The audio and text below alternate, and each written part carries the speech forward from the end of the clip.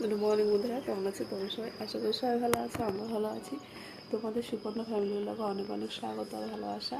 অনেকদিন পরে আজকে ভিডিও শ্যুট করলাম। তোমার দাদাভাই ফোন ঠিক করে এনে দিয়ে দিয়েছে, তাও বলছে এখনও জন্য এখন ভালোভাবে চার্জ না হলে 3-4 দিন তার কাছে রাখতে দেবো। এতদিন ধরে আমার মোবাইলটা পড়েই ছিল, চার্জ হচ্ছিল না।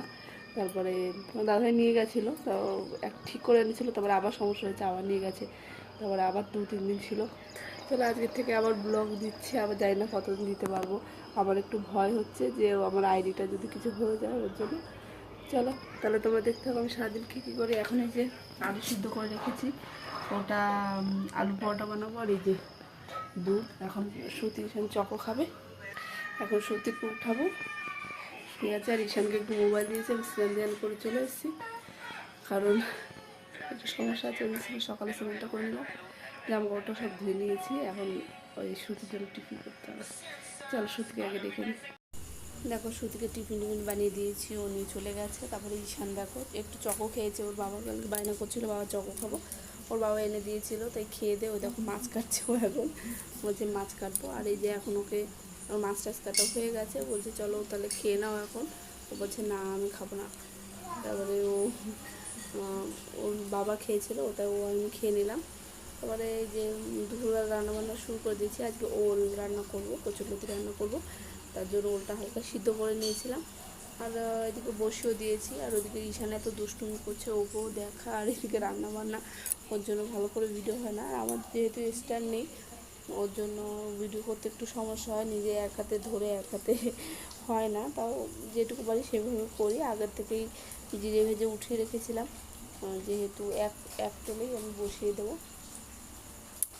আর একটু ঝাল ঝাল হলে ভালো লাগে। আর ওদিকে তোমার দাদাভাই বললো কি একটু কচুর ফুল ও টক রান্না করতে। আর 6-7টা ছিল, তার জন্য ওটা দিয়েও টক রান্না করলাম। ওটাও পেকে যাচ্ছিলো, খারাপ হয়ে যেত, ওর জন্য ওটা টক রান্না করে নিয়েছিলাম। আর দুপুরবেলা আজকে ওলের তরকারি, কচুরলতি এই ভাজা, একটু গামাখা গামাখা ঝোলের মতো, আর ফুলের টক রান্না করেছিলাম। আর এদিকে ঈশান সুতির জন্য ভাবছি ওরা তো ওইগুলো কিছুই খাবে না, তার জন্য সজনে ডাঁটা দিয়ে একটু আলু তরকারি রান্না করেছিলাম। মাছ ছিল, কিন্তু মাছ দিইনি এর জন্যই, কারণ তোমার মাছের ছোট ছোট মাছ, পুঁটি মাছ আর ওই ছোট ছোট মাছ, ওর জন্য ভাবছি কি যে দিলে কাঁটাটা ফেসে যায় নাকি, ওর জন্য দিনে। দেখো কলা তরকারিটা কত সুন্দর হয়েছে। রান্নাবান্না প্রায় সব হয়েই গেছে, এখন শুধু ভাতটা বসিয়েছি। আর ঈশানের যে তরকারিটা করেছি, ঈশান শুধু ওটাই বসিয়েছি, হয়ে যাবে এখন। ঈশান বাইরে আছে, ওকে নিয়ে আসবো। দেখে বৃষ্টি পড়ছিল, ভিজে ভিজে জামা কাপড়গুলো ধুলাম, জামা কাপড় না বাসন ধুলাম, সরি জামা কাপড় তো সকালে ধুয়েছি, ওই যে দলা করে রেখেছি, এখন বৃষ্টি পড়ছে বলে। চলো তাহলে তোমরা দেখতে হবে ভিডিওটা। দেখো আজকে একটা নতুন জিনিস বানাতে চলেছি, কেমন হবে জানি না।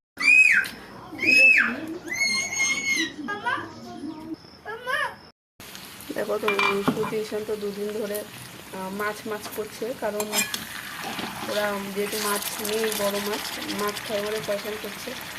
দেখো মাংসতে জলে দাঁড়াও দেবো, ছোটো ছোটো পুঁটি মাছ বলে ওদের জন্য হচ্ছে না, তার জন্য তোমার দাদাভাই যে মাংস এনে দিয়েছে, ওর জন্য রান্না করছি। ভাতও বসিয়ে দিয়েছি, 1/2 কিলো মাংস নিচ্ছে। এই যে ওলের তরকারি আছে, তারপরে এই যে ফুলের টক আছে, আর এদিকে ঈশানের তরকারি আছে। তাই এটা তো আর খাবে না, এখন তো ওটাই খাবে।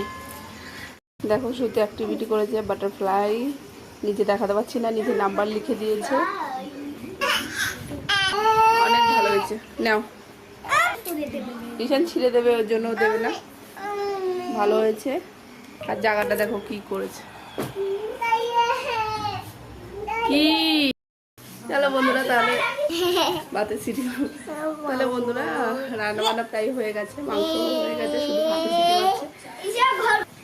তাহলে বন্ধুরা আজ ভিডিওটা আমি এখানে শেষ করছি। তোমার সবাই ভালো থেকো, bye, good night. Ishaan good night বলো।